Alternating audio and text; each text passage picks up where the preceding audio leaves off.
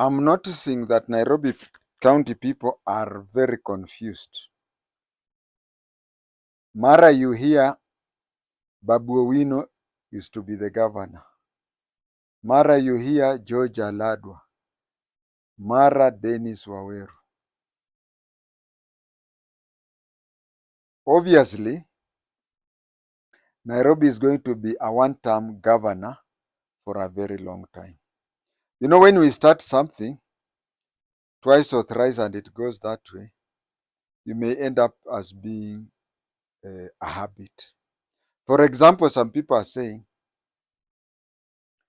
that between 1992 and 2002, Moi was the president. 2002 to 2013, it was Kibaki. From 2013 to 2023. So if we are not, it may reach a place where it may be a bit hard for the president to be a one term. I said it may be a bit hard. I did not say it will be impossible. Likewise, the way things are happening in Nairobi, it may be a bit hard for somebody to be a governor in 2 terms. It will happen, if it goes this way, it will just happen that in the future, even if you are being elected as a governor, you will definitely follow the system. People may have it hard to elect a governor for 2 consecutive terms. You see that Kideru was the governor from 2013 to 2017. That is 1 term. Sonko became the governor in 2017 to 2022. And Sakaja is the governor from 2022 to 2027. I've said Sonko from 2017 to 2022 for the purpose of this recording. Some things I start explaining may take a long time. So you have seen that in Nairobi, so far, a governor only serves 1 term and goes. Nobody among the people who are being mentioned, Babu Owino, George Aladwa, Dennis Waweru, and so on, nobody is mentioning Sifuna. Yet it appears that as things are today, especially in Nairobi, Senate is the way to be the governor. Apart from Kidero, who became a governor when there was no position of senator, but you'll see when Kidero was the governor, Sonko was the senator. When Sonko was the senator, when Sonko was the governor, Sakaja was the senator. So Sakaja is now the governor. Could we also say that Sifuna is the next governor? But from all the things possible, all the things seen now, I'm not seeing Sifuna campaigning for that.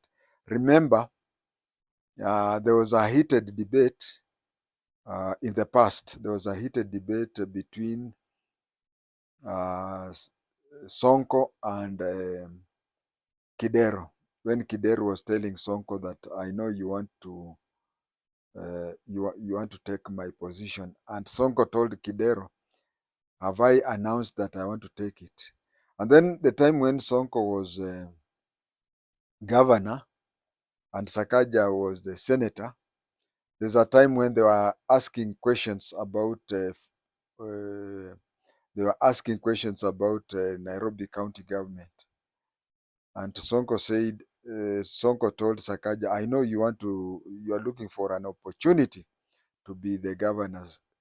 Sakaja told him, no, I have not announced yet. And then Sonko said, I know the plan. You are using the same script that I used. So if we follow that, then now that Sakaja is the governor, it would have been the same if, but up to this time, I am not seeing any indication of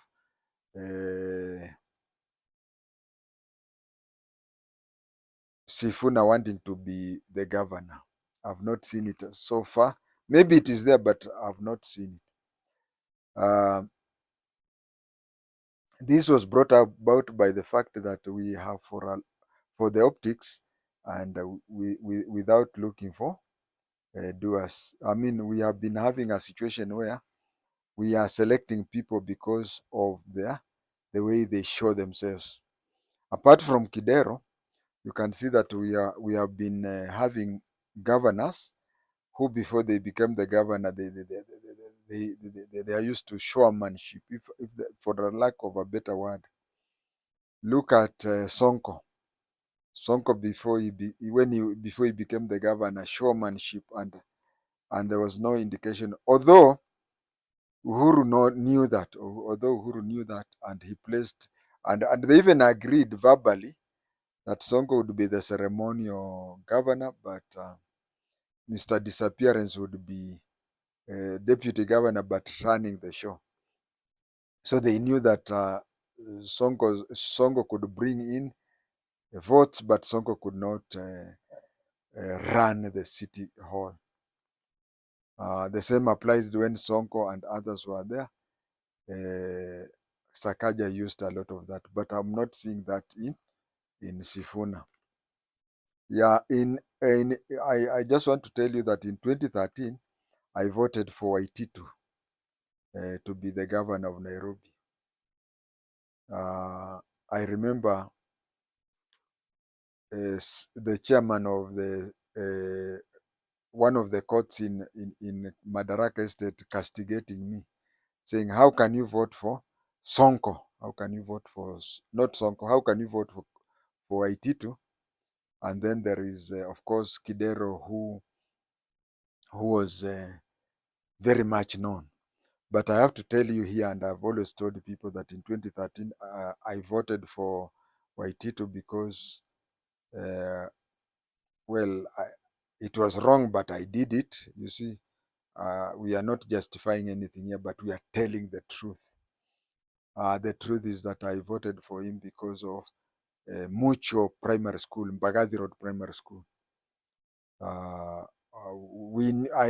knew very little about him. But for Kidero, I had known some things about him because of the twin jobs he did. At first, he used to work for the Nation Media Group, and later on, he worked for Mumia Sugar Company. But because I was from the same primary school with Waititu, although I'm not even sure whether this Waititu was in that school, but if he was, the year he was in standard 1, I was in standard 7. So I voted for Waititu.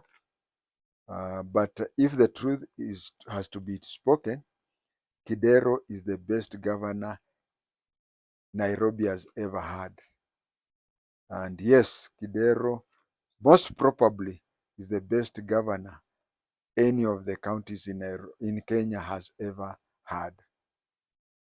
Not just in the 3 Nairobi county governments, because of 2013 to 2017, and then 2017 to 2012, 2022, and 2022 to 20, no, not just Nairobi, but across all the 47 counties. If you count all the governors, when it comes to efficiency and knowing how to work, Kidero would either be the best or he'd be up there. He is a Kibaki. He's a Kibaki. We have 2 types of politicians in Kenya. We have the Kibaki type and we have the Raila type. Kidero was a Kibaki type. So electing a Raila type of governor, as a Raila type of governor is good, is great in campaigns, but very poor in implementing work. But for you to implement work, this is a catch-22 program. You know how to campaign, but you don't know how to perform jobs. You know how to perform jobs, but you don't know how to campaign. That's why immediately after elections, Nairobians start regretting. because they go for a Raila, a person who is flashy, somebody whatever, a person who hits the headline, but leave the people like Kibaki, people like Kidero. And you'll find that subsequent to Kidero, we have never had any other Akibaki. We have never had a Akibaki governor. Sakaja's biggest undoing is his assumption that once he hold himself to the coat hangings of Wadozi, then he is home and dry. You saw how he literally moved to Raila's campaign office in Addis Ababa, campaigned for the AU job for Raila. I will not be surprised. I will not be surprised that soon after the mourning period of Raila, MCS may impeach Sakaja again. Remember, especially the ODM MCS, they were just called by Baba and told, don't impeach him. So I don't know. Suppose they want to impeach him now, who will stop them? Yeah.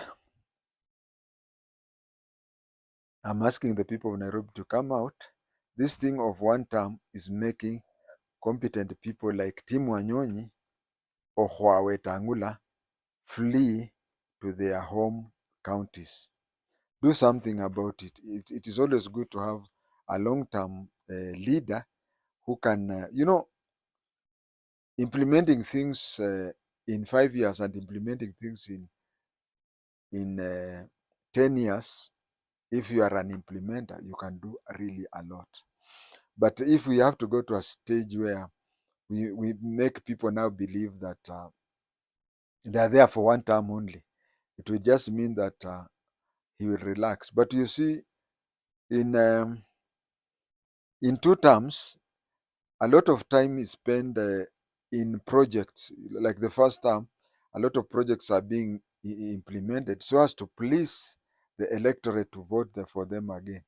But if they reach a place and then they know that it is impossible to get a second term, then it would mean nobody will do anything. The only thing people will do is just campaign to be there.